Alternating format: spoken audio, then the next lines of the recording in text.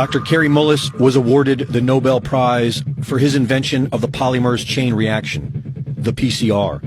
The PCR is a method of analysis and wasn't designed to test for a virus. Mullis explains why. And with PCR, if you do it well, you can find almost anything in anybody. It starts making you believe in the sort of Buddhist notion that everything is contained in everything else, right? I mean, because if you can amplify one single molecule up to something that you can really measure, which PCR can do, then there's just very few molecules that you don't have at least one single one of them in your body, okay? So that could be thought of as a misuse of it, just to claim that it's meaningful. The PCR test can potentially find anything you are looking for, depending on how high you turn it up.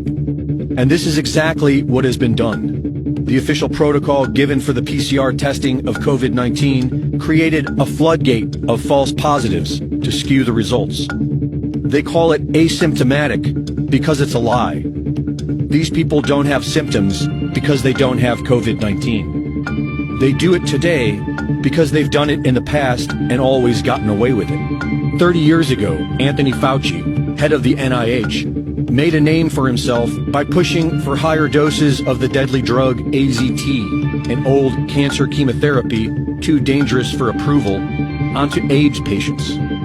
Kary Mullis was hired to measure HIV in people's blood samples with his PCR. He was working under the premise that HIV was the probable cause of AIDS.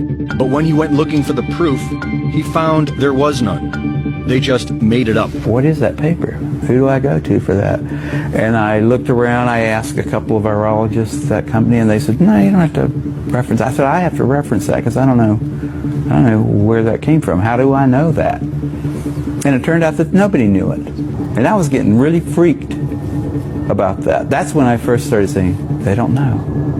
Nobody really knows. This whole thing is a big sham. Mullis pointed out how the CDC was losing money and how the HIV-AIDS connection brought their profits back in the black, and how the men at the highest levels were all in on it. Kary Mullis knew these men were dangerous. They don't want people like me walking up and asking them those kind of questions, and they're willing to go to great lengths to prevent that.